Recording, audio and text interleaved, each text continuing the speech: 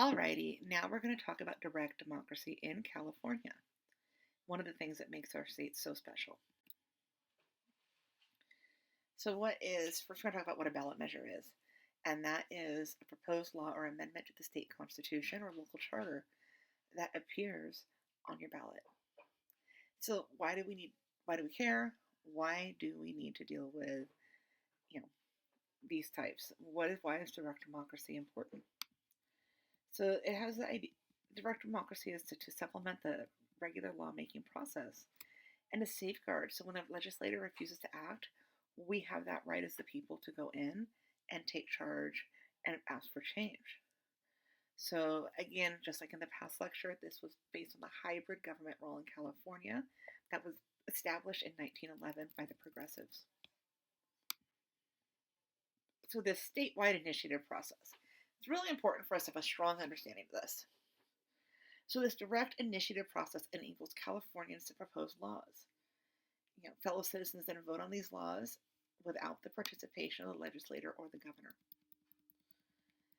So there are variants of this process that includes the indirect initiative, where lawmakers must consider and sometimes amend these rules before they're available for public vote.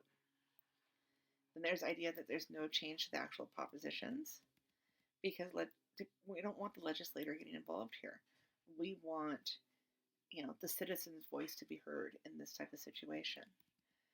But the legislature can actively refer measures to be voted on based on the needs that they see fit. So California is a leader in this idea with citizen initiatives. Prior to the Prop 13 revolution, that's the property tax proposition, Oregon led the states, but now California holds the record with having 557 measures being put to vote from 1979 to 2022. So most of these issues focus on government and the political process to allow us to get our voices heard. One of these things was term limits. Frequent issues do also include taxation, welfare, public morality, things like that.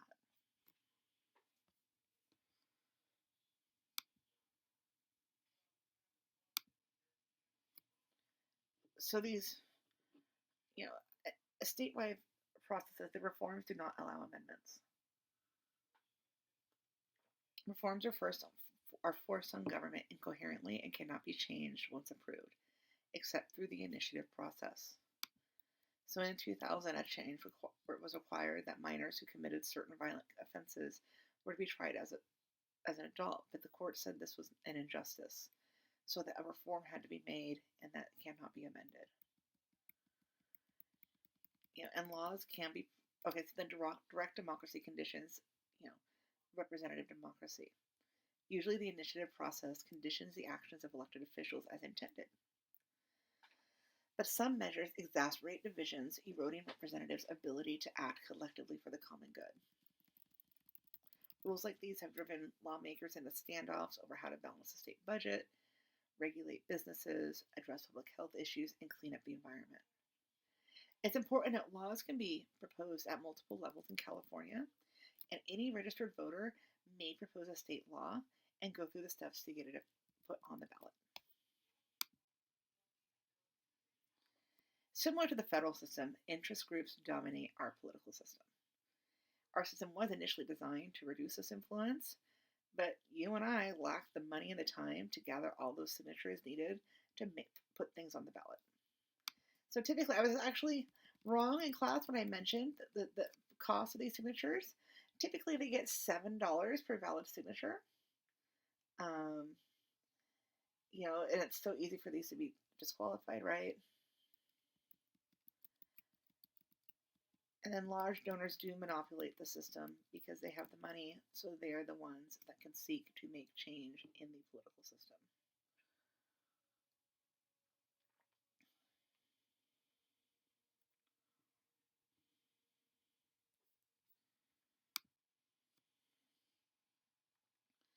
So how do we figure this out, right? How do we figure out, drafting, public review, and titling of these rules? So first we have to draft a proposed text of the law. Now the measures are supposed to be worded carefully to fit the needs and goals of sponsors.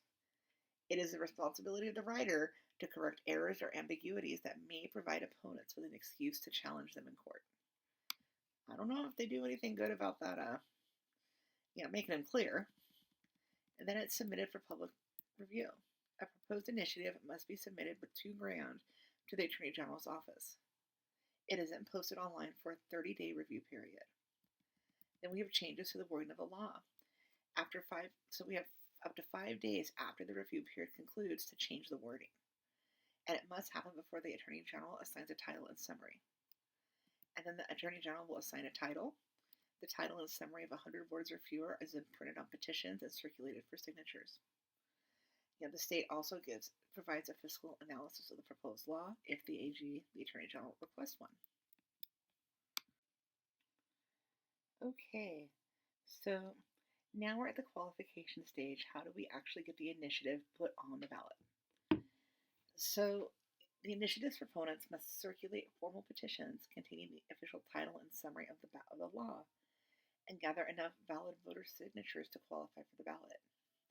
They have to disclose their top fundraisers, and that'll be posted on the Secretary of State website. So what are these signatures, right?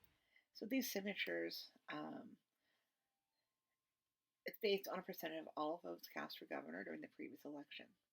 So right now, until 2026, there's a 5% requirement for an initiative and 8% for constitutional amendment. So they have 6 months to collect signatures, and they need 5% to 8% of the voting population. So how do they collect signatures? There's actual businesses and firms that do this. So think about if you have leadership skills, right? You could actually get involved with this and just basically manage people. So the rule of thumb is to gather almost twice as many signatures as required, because up to 40% will be invalidated. This means you have to collect over 1 million signatures with cost ranging from $3.50 to $13 per valid signature. That's for the person that actually stands in front of the store and gives the signatures, based on the urgency and company fees. So usually that's people you see in front of the stores. Other methods include direct mail and door-to-door. You can't gather them online. Then there's a public hearing. After you get 25% of the required number of signatures, proponents must notify the Secretary of State, who then lets the legislator know. The Assembly and Senate must hold public hearings intended to heighten awareness and enhance the public record about this proposed law. So it is it's a process. So then you have to take your signatures and your petitions and take it to the county clerk or register of voters for them to actually go through the signatures. They count and verify the signatures using random sampling techniques to determine how many signatures actually qualify. So, if this measure turns into a proposition, if at least 131 days before the next general election, the Secretary of State concludes that enough registered voters have signed and filed petitions, it's become certified and given a number. Proponents may withdraw the measure anytime, at least 131 days before election.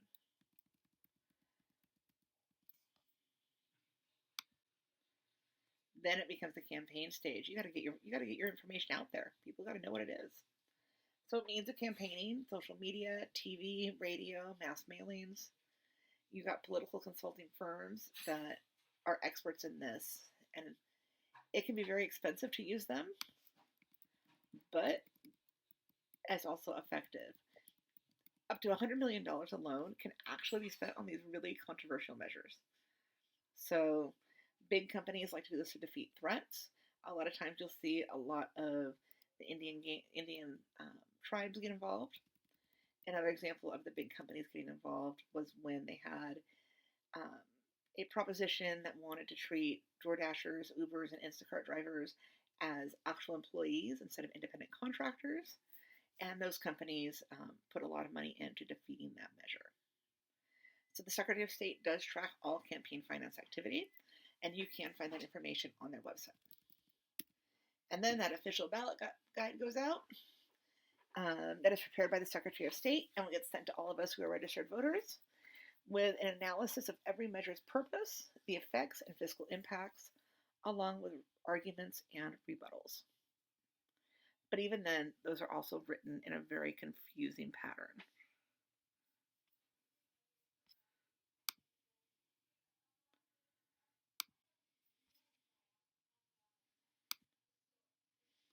So then after the election, um, lately after a lot of elections, we have court challenges and implementation issues.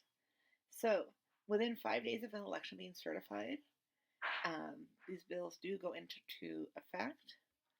Um, Based on the writing, it could be based on, it could be January 1 the following year or immediate. There are court battles that can result in invalidation of these, and that does include, what we discussed in class about Proposition 8, and that dealt with same-sex marriage. Um, contentious issues will likely be revisited in future propositions. If they don't pass it this time, they're going to work to pass it again. So what is the power of the initiative process? It appeals to corporations and special interest groups. It enables politicians to build reputations and enables settling competition over rival measures. Again, these contentious issues are going to be revisited because they can just keep trying. So the average voter, is eclipsed by industry and special interest groups. Millionaires and billionaires can afford to qualify these pet projects or big ideas. There's no limit on contributions to these ballot measure campaigns compared to if they were going to basic general campaigns for candidates. And there's a lot of confused voters out there because these are written in a confusing manner. So many people, when they get a thick ballot guide, they don't want to deal with it. 67% of Californians say they like the system, whereas 80% feel that changes are needed. Then we have the referendum process. The referendum process is the power to change laws. Citizens can challenge recently signed laws, parts of laws, or redistricting maps through the referendum process. There are conditions needed for a referendum petition. And to trigger a statewide vote, petitioners must collect the same number of valid signatures required for an initiative within 90 days after the targeted law goes into effect. If the referendum qualifies for the ballot, voters must vote yes to retain the law or no to nullify it. Referendum by petition happens rarely. There's only been 53 of them since 1912. Bond measures dealing with finances are more common. There's a threshold for bond measures in California. First, it has to be approved by 2/3 of the legislature and then passed along to voters with a simple majority approval. Thresholds for local general obligation bonds are different. Bonds do involve substantial financial penalties and hidden cost. These are what are being used to finance state government projects. We have a sizable share of the state's annual budget dedicated to paying interest, similar to the federal budget. We just pay the interest and that's about it. We never, pay down the debt. And voters incur the cost of paying off a bond because taxpayers end up paying nearly twice the amount of what is borrowed after the interest and capital are repaid. A $15 billion bond will cost around $26 billion to pay off, just like a loan, right? Then we'll talk about recall. So California is one of 19 states that allow voters to remove and replace elected officials between regular elections via the recall process. This can be anything in the executive branch. So California's recall election has two parts. If you guys remember, if you did vote in the recall election, there was two elements to your campaign, two elements to your ballot, and that was the voters answer yes or no as to whether the representative should be removed. And then if they answer, then they have to choose a candidate. They may choose a candidate, or they do choose a candidate on the second part of the ballot, regardless of whether they voted to remove the official. Because what if 90% of California says we want to remove the official, they just can't figure out who they want, right? Two different things.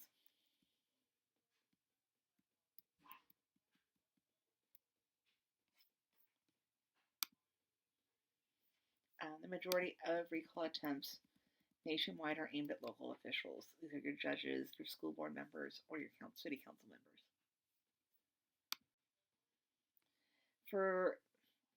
We had different, signature thresholds vary with the office and the size of the jurisdiction of the official. So for a, city council one, it will be smaller compared to the governor. These recalls do have a low success rate.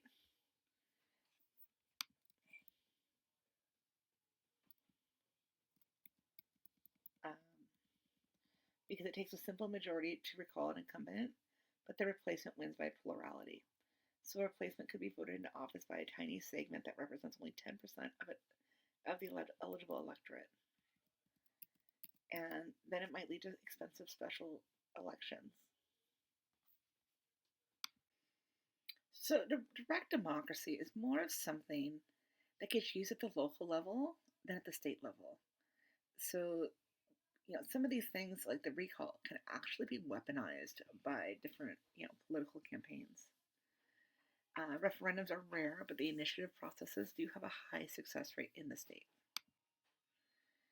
Matters that can be dealt with local initiatives are things like zoning, governance or political reforms, public morality issues such as porn actors must wear condoms. When they were filming, that was a recent issue that came up in Los Angeles. Local taxes such as hotel taxes or marijuana dispensary taxes, and then special taxes, all done by the initiative process. So we have this thing called a parcel tax proposal that appears frequently on local ballots. And these are additional taxes based on square footage of a property, tax on our land again, and they usually are attached to a property tax bill. So campaign spending and wealthy interest. When wealthy interests have a stake in the outcome, campaign money and spending can quickly accelerate beyond local means. Then we have procedural differences from circulating the petitions at the state level. It can be based on your different clerks, the Secretary of State's office. So you do need to look at your jurisdiction if you are going to circulate a petition. And then with the use of the local indirect initiative, citizens must file a notice of intent to circulate the petition. So it can be, examined.